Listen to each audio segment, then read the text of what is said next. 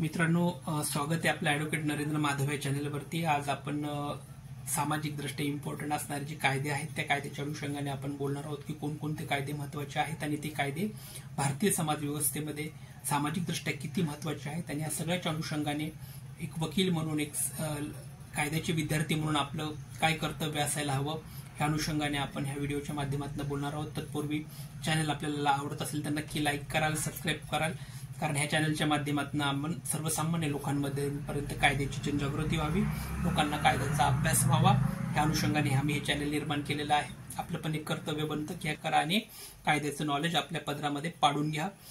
तर चला, आज आपण जे सामाजिक दृष्ट्या महत्त्वाचे जे काही कायदे आहेत त्याच्या अनुषंगाने आपण बोलणार आहोत।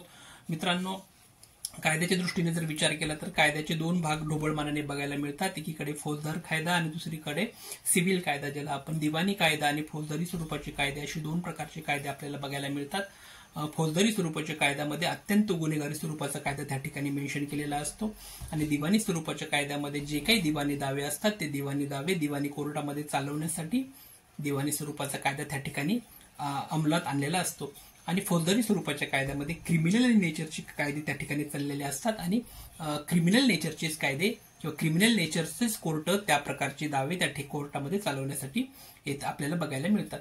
परंतु एक गोष्ट अत्यंत महत्वाची आहे ती ही की हे सगळे कायदे महत्वाचे असताना दिवाणी स्वरूपाच्या कायद्याची ढोबळमानाने वेगवेगळ्या प्रकारे वर्गीकरण केलेले आपल्याला बघायला मिळतात।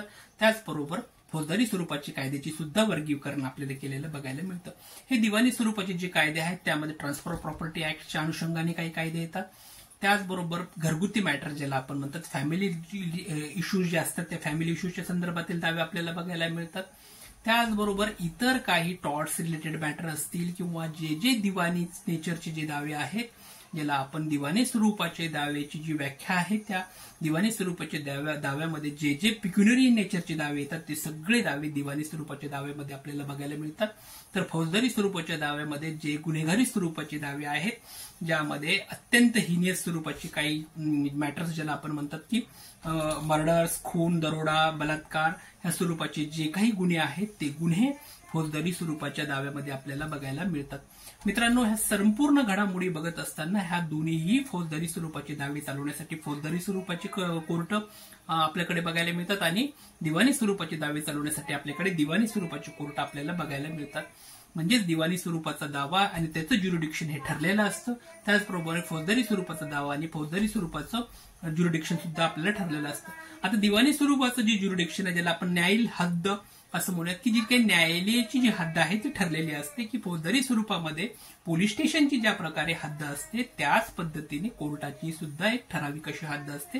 या ठराविक पोलीस स्टेशनच्या हद्दीमध्ये जे गुन्हे घडलेले असतात ते ठराविक स्वरूपाचे गुन्हे ठराविक कोर्टामध्ये वर्गीकरण केलेले आपल्याला बघायला मिळतात। त्याच पद्धतीने फौजदारी स्वरूपाचं जे वर्गीकरण आपण केलेलं आहे त्याच पद्धतीने दिवाणी स्वरूपाचं जर वर्गीकरण बघायला गेलं तर दिवाणी स्वरूपाचं वर्गीकरण, ज्याला ज्युरिडिक्शन असं म्हणूयात, हद्द असं म्हणूयात, तर दिवाणी स्वरूपाची जी हद्द असते ती पिक्युनरी इन नेचर असते, ज्यामध्ये पैशाच्या बाबतीमध्ये जी अमाऊंट असते 10 लाखापर्यंत दावा चालवण्याचा अधिकार या ठिकाणी सीजीएम किंवा ज्युनियर डिव्हिजन किंवा जेएमएफसीची कोर्टाची अशी एक वर्गवारी ज्या ठिकाणी केलेली आहे त्यामध्ये 10 लाखापर्यंतचा दावा, 5 लाखापर्यंतचा दावा आणि 10 लाखानंतरचा जे काही अमाऊंट असते ते अमाऊंट चालवण्याचा दावा, याचं ठरलेलं ज्युरिडिक्शन आहे ते ठरलेलं ज्युरिडिक्शन दिवाणी स्वरूपामध्ये आपल्याला बघायला मिळतं की दिवाणी कोर्ट त्या अनुषंगाने स्थापन झालेले आपल्याला बघायला मिळतात।